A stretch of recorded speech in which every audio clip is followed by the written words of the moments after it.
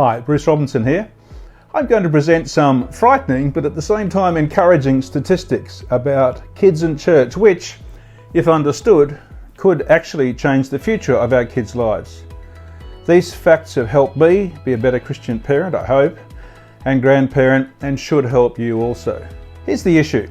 We all love our kids and we want them to live lives enriched by faith. But we know that many children of Christian parents are put off faith and drop out of church, never attending as adults, and thus missing out on the wonderful benefits that true Christianity can bring to their lives in marriage, in friendship, in parenting, in their personal lives, and in their work choices and practices. Where are they? And why did they get put off? And can anything be done to avoid this? Having believing parents and lots of Bible teaching and prayer and church and Sunday school attendance are of course powerful and necessary, but they are clearly not enough. A child's faith ultimately of course is between them and God, and parents can't make their kids Christian.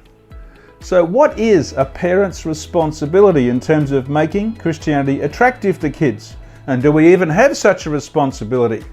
At a minimum, we are ambassadors for God. Just like any national ambassador represents his or her country, we are representatives of God. And if we represent our nation badly as an ambassador, we're failing in the job. Same with parents. If so, how do we do that ambassador's job optimally for today's kids and not repeat the same mistakes that other parents have made in the past, which have contributed to pushing their kids away from church? And to be honest, I know I've made some of these mistakes at times, and I'm grateful that I've learned about them before I did too much damage, I guess.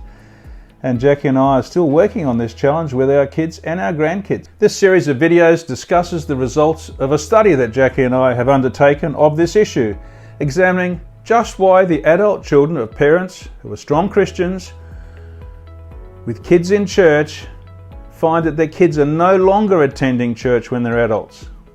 And we talk about our findings and suggest things that we can do as parents not to put our kids off Christianity, and even hopefully to attract them towards it. And we think these changes could alter the future for your kids and your grandkids as well as ours. The study we conducted was of 140 adult children where both parents are strong church-going Christians. But attendance at church as an adult is the surrogate measure for their journey in faith. But the data in any case are clear, and they have substantial overall implications for today's parents. The second question is, really importantly, why did they drop out? What are the reasons why those who left? This represents important data because we didn't just focus on asking those who stayed why they stayed. We did this in 3 different countries and asking just 2 questions. Question 1 is, what percent of those kids of strong Christian parents are still attending church as adults?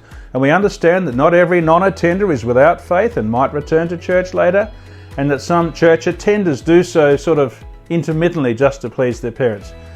What we wanted to know if those who left found Christianity attractive, but they just didn't believe, or was there something else? Something that we as Christian parents failed to do despite the best of intentions. Is there a secret to all of this? Well, here are the answers. First of all, the percentage. If both parents are strong Christians, then when their kids grow up, there is a 53% chance that they will no longer be attending church as adults. Again, where are they? Knowing these numbers, I now tend to look at a bunch of kids who attend Sunday school as they're walking out of the church. Beautiful kids, and I'm filled with love for them. But I ask myself with some sadness, which 53% will drop out of church altogether in the future and miss out on those rich benefits of faith and the rich benefits of a church community?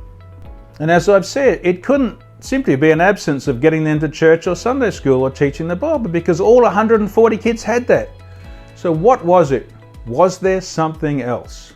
The answer to the second question, crucial, the reasons. And we'd thought initially that these adult children of Christian parents, as I said, might say, well look, Christianity was really attractive to me as a way of living, and I really wanted it. but I just don't believe because of science and the evil and suffering in the world. But I wanted it. Very few actually said that. Rather, they were either put off Christianity by something or not sufficiently attracted to Christianity.